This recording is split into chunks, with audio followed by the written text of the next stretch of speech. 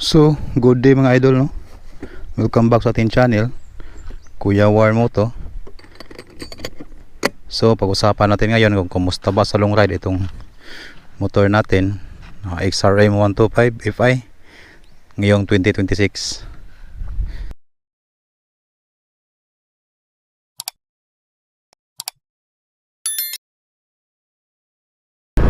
Sobrang smooth gamitin mga idol. At tan ko na po itong mag long ride, halos mga 200 kilometers balikan na yun. At ang nagasto ko po sa gasolina is 200 pesos lang. Grabe, sobrang tipid.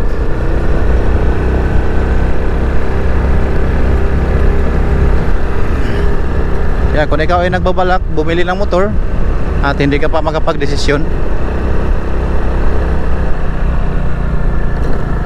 highly recommended po itong motor na ito mga idol, no?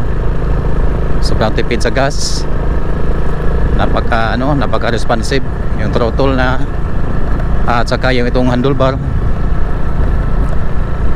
pataas, comfortable po ako mga idol. At hindi po siya nag-overheat.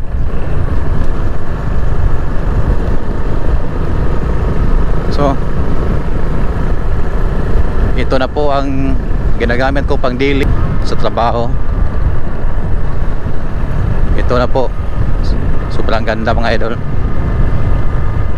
Talagang nakatipid po ako mga idol. 65 kilometers per liter. Sobrang layo.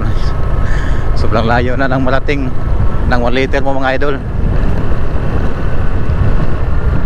Kaya nagustuhan ko talaga itong motor na to mga idol. Siya nga pala idol, mga idol, puman sa photo sa akin. So okay naman. Sobrang nagustuhan ko talaga itong motor na to mga idol. Kumpara sa mga iba kong motor kasi mga idol, nasubukan ko na yung nasubukan ko na po yung mga ibang brand, mga Declats, TMX 155, Rosy TC 125, Smash 115, at nakatry din po ako ng RS Click 125. At lahat na yon, ang naiwan na motor ko is ang na lang, yung Smash 115.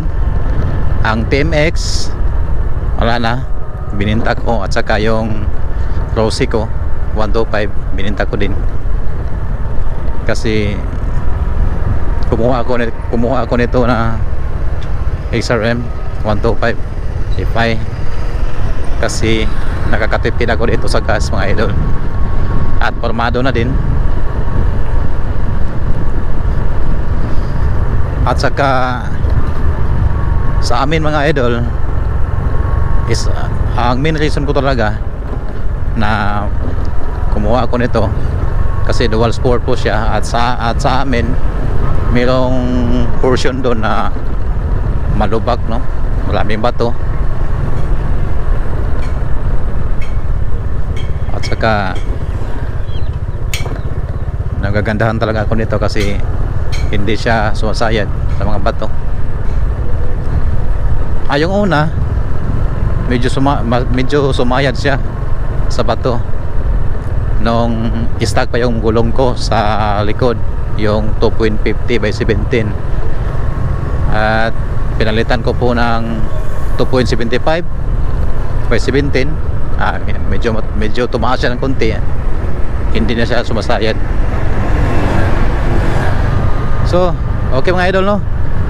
Kung magtatanong kayo kung okay ba sa long ride, 101% mga idol, okay na okay po tong XRM 125 kasi matipid po siya. Kung mahilig ka mag long ride, mag gumala-gala, ito na po ang kukunin nyo. Again mga idol, maraming salamat sa panonood.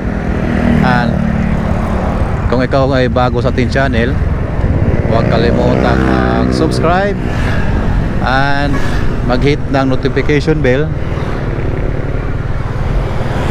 para lagi kayong updated sa mga susunod pa nating mga reviews, videos, mga idol, no? So again, hanggang dito na lang mga idol, no? Maraming salamat sa panonood. Bye bye.